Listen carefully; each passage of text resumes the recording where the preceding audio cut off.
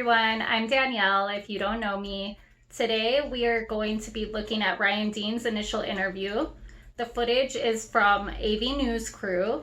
They were out there since pretty much day one, boots on the ground, and I really appreciate being allowed to use this video. Basically, I haven't really seen anybody do this yet. I think it's really important that people are able to see what Ryan was going through in those first moments, those first days when all of this happened. Because this is a mother who lost her children not just once to the system, but twice the day that she found out that they went missing. And she's clearly devastated. She's clearly in pain. She clearly feels all of the proper emotions that a mother would feel if this situation, unfortunately, were to happen.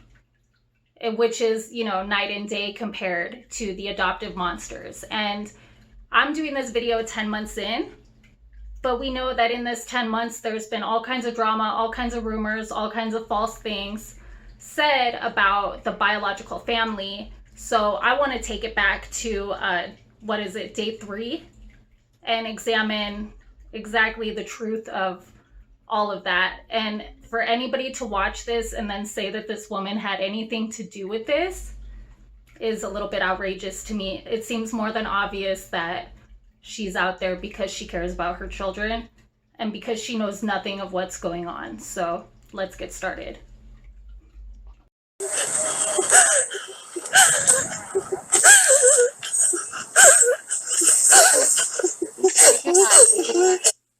Okay, so the reason why I chose to use AV News Crew's video and not one from the actual 23 ABC News source or anything like that is because of the fact that this is raw footage right here. This is before she even started speaking, and you can see how much pain she is in. You can see her holding her chest, crying, taking a moment to even gather herself enough to be able to speak. And while I don't know what it's like for my children to go missing, I know what that pain feels like. I've cried that way before, to where somebody's asking you a question and you can't even catch your breath. That's real emotion. That's real tears. That's somebody who is very much in pain. And I just want to point that out.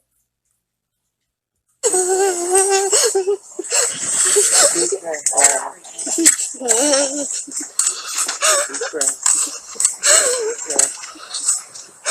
don't have a tissue.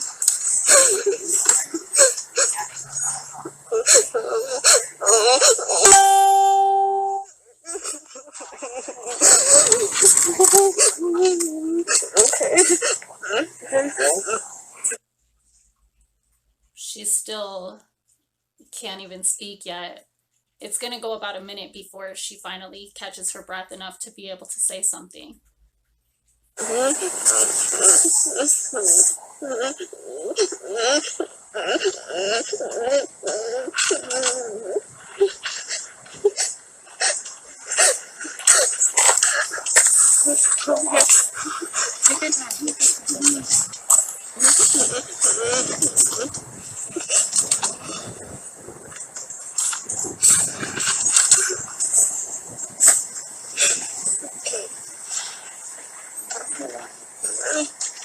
Ryan, to say this is emotional is an understatement. How do you even express what you're feeling in words?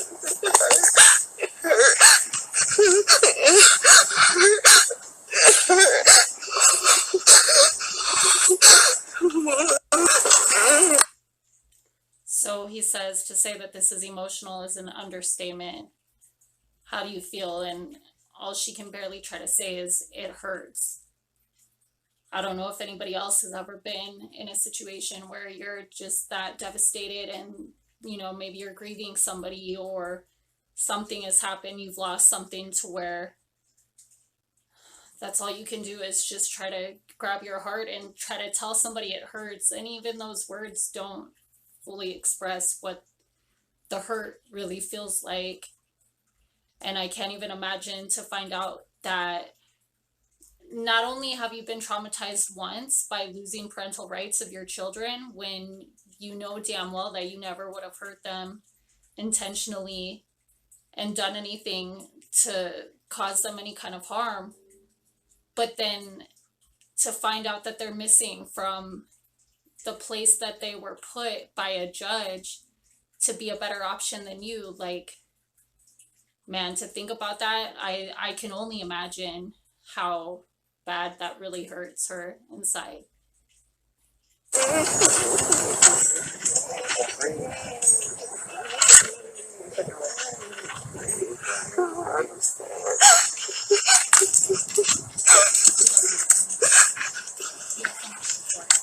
It hurts.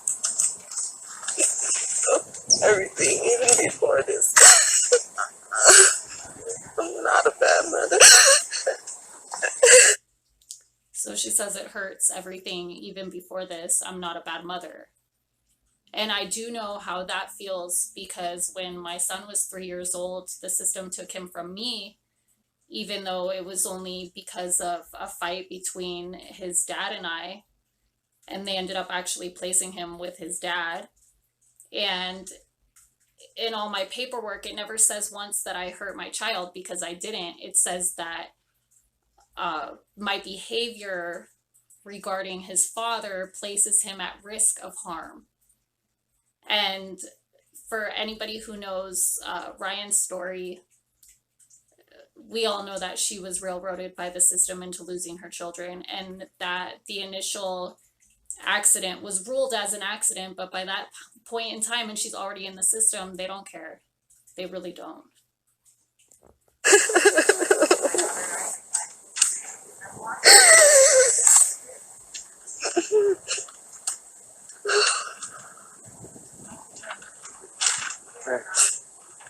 It just hurt. What did the parents tell you? They said that she said she was wrapping gifts and she let my 2 kids out in the backyard because she didn't want them to see the gifts. But you didn't let the other kids out. Where were the other kids? Why my 2 just go back there? And See, so just to preface this a little bit for people, because I know that people are a little bit confused at how she even spoke with Jacqueline and Giselle. At this point, you know, there was rumors going around saying that that they must have had some kind of relationship behind the scenes, and that's not true. She goes on to explain that 45 minutes to an hour before this interview happened, so the day number 3 from when they were missing, that she showed up at the house before everybody else got there and knocked on the door to ask some questions. So that's what she's discussing right now. And she also explains that she saw on the news where the address was and that her children were missing. So it's not like she knew where they were, where to find them. The biological family had no idea that the kids had even been adopted out. All she knew was that she lost parental rights. She was unaware at that point that Jacqueline and Giselle had even adopted the children. As far as she knew, they were still their foster parents, or they had gone to another foster home. She wasn't given any updated information. So anybody who's unclear on any of that, I hope that clears things up for you. night, she said it was dark. And it's cold right now, so I know it was cold then. So I don't believe it. So when did she tell you this? Where were you when she told you this? I just came here 45 minutes when nobody was here. 45 minutes to an hour, and we knocked on the door. And it took them a minute to come, and he came out. And then he want to say he's sorry and all that. I just don't feel in my heart that it's something. They're not. So we can see that even besides the interview that we all seen where their guilt is more than obvious, they apparently were acting the same way in front of only her, without anybody else around to threaten them or make them feel nervous. No camera crews, just her and them. And they were still apparently acting the same exact way that we all saw them act, which is like people who just simply don't care. People who know exactly what happened and they don't care. They're going through some motions to play out this little skit that they've come up with in their heads. And other than that, there's nothing really for them to say, right? Like, they didn't even want to come and do the interview that they did. This right here, this is a mother who cares. For anybody who wants to know what it looks like when a mother cares about her missing children, when a mother wants to find her missing children, when a mother is devastated because she doesn't know the whereabouts of her children, this is it. All these other interviews where these parents act all shady and they, there's so many questions, that's a night and day comparison to this. So pay attention if you want to see what it looks like when a real mother who loves her children loses them. Do you have a relationship with these parents? I don't know them. I don't know them. See, she says right there, she doesn't know them.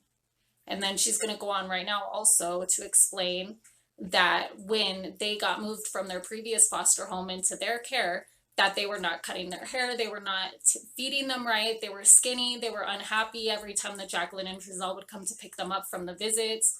And she also says how they didn't want her to have any contact with her children, that the couple of visits before she actually lost her parental rights, she had begged them basically, can she still be a part of their life? And they declined it. They sent back Christmas gifts that her and her mom had brought for them to the social worker. So, it seems to me from the beginning that they had a plan for these children, because if you wanted your children that you're adopting to grow up healthy and happy, maybe you might want to at least accept a gift from their biological mother so that they don't have that hole in their heart forever to feel abandoned by her. Even if you didn't want to let them see her, you could at least take her Christmas presents, for God's sake. I know. I told them my last visit, when the visits prior to that, I said, when these kids used to be with her, they were fatter. My kids are skinny. They used to cry when they picked them up, like at the end of the visit. They weren't dressing them. They were cutting their hair when I still had rights. So I asked them, can they cut their hair? Their hair wasn't being cut. I know my kids, and they was not happy with them. I felt it at visit. I told them. Think of how that feels to be so powerless, to know that there's something wrong and nobody wants to listen to you. And there ain't a thing you could do about it. Like, my heart breaks for her. And anybody who can look at her and say anything other than that, there is something wrong with you. So you've been visiting the family? No, my kids that visit, they were with her, but they switched it to them, and they didn't even barely want to talk to me at visits. They didn't really want to let me. I'm like, can I please just, I'm not a bad mother. It was a mishap of what happened. Can y'all just let me still be in their life? They denied Christmas gifts and everything from me and my mother. They were adopted in 2019, right? Do you know? I don't know. I didn't know anything after the last court date. I didn't know anything. Ryan, going back to your interaction with the foster parents, anyone looking at you could tell you're clearly devastated. When they were telling you this, what kind of sense did you get? Any emotion on their end? On her, she's too nonchalant. And on him, he's trying to plead to me and say sorry, but I just feel safe. Same thing that we saw. Her with her little, this is why we didn't want to do this, with her little cat claws, acting like it was just, too much for her. They're going through it. And it was just such a big deal that they even had to talk to the news, especially with the bio family there. Like, God forbid the biological family was there to offer you people support. Hello? You guys should have all been together looking for those children. And you saw the police cars out here investigating. Yes, I saw that through the AV news yesterday. It goes to say that a mother has the best intuition of her kids. What do you think happened?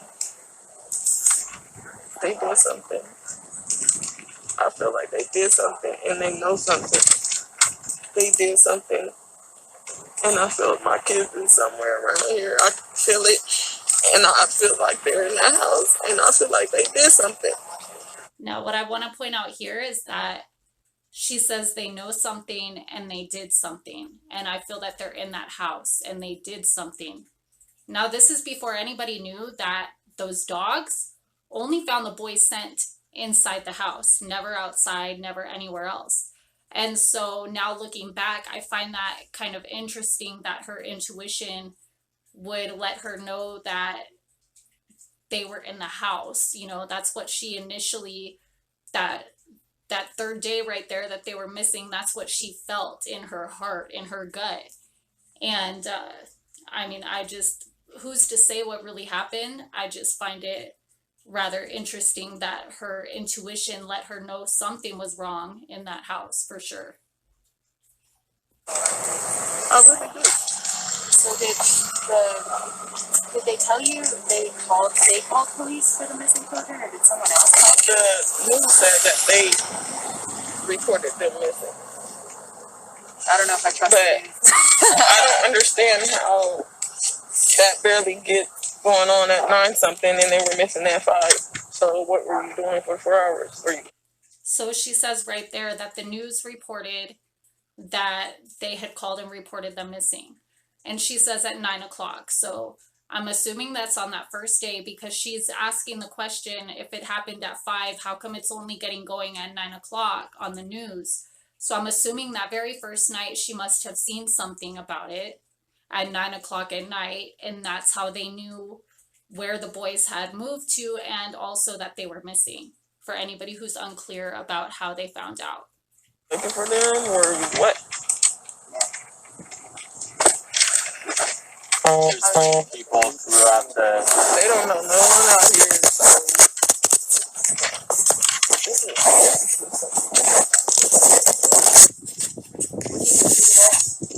I just went and print out flyers and had them hanging them on the stores and talking to people. And because that's what a mother does when her children are missing. She goes and passes out flyers. She speaks to people. She tries to find out, did anybody see what happened? Does anybody know what happened to my kids? That's a mother who loves her children. Bottom line. I'm here to do my interviews. Anybody want to ask me anything? So that is my reaction and my commentary for Ryan Dean's initial interview. Thank you to AV News Crew for allowing me to use your video.